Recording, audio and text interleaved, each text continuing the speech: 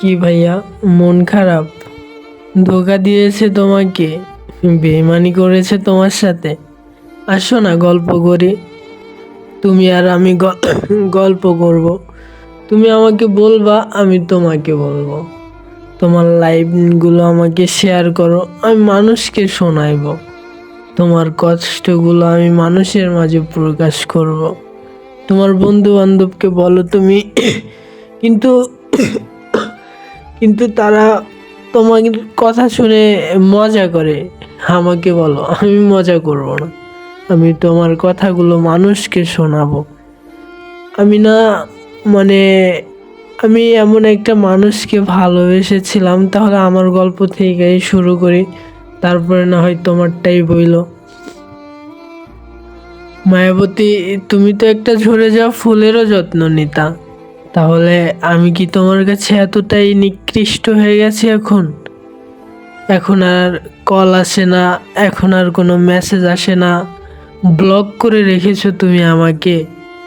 কিন্তু একটা জিনিস আমি শিখেছি জানো, এমনভাবে কাউকে ভালোবাসা যায় এই জিনিসটা আমি জানতাম না। আর এমনভাবে কেউ আমার সাথে বেইমানি করবে এইটাও আমি জানতাম না। কিন্তু তোমাকে আমি ভালোবাসি, তোমাকে আমি ভালোবাসি মায়াবতী। দোয়া করি তুমি অনেক ভালো থাকবা। আমি জানি না কতদিন বাঁচবো, বাছা মরা তো বিধাতার হাতে।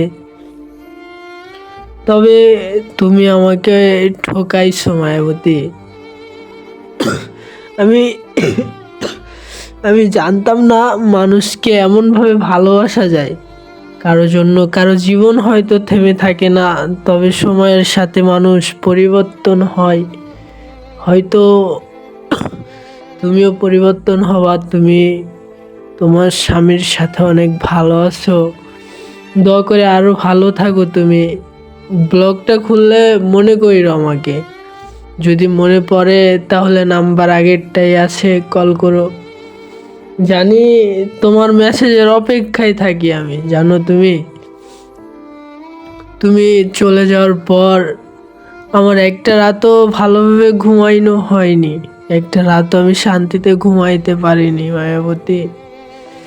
জানো, যে পথে দুজনে হাঁটতাম হাত ধরে, আর সে পথটা পুরো ফাঁকা, অন্য কেউ হাতে হাত ধরে হাঁটে। আমি পাগলের মতো রাস্তার কোনায় বসে থাকি, আমি দেখি আর ভাবি।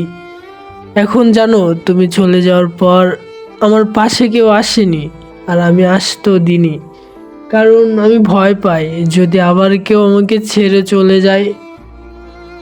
জানো, আজকেও আমি স্মৃতিসৌধের পাশে বসে আছি।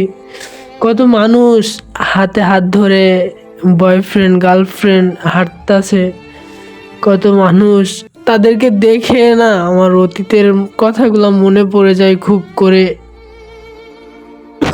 কিছু কিছু রাত আমার এমনভাবে কাটে জানো না, তোমার তো তোমার মায়া আমাকে ঘুমাইতে দেয় না।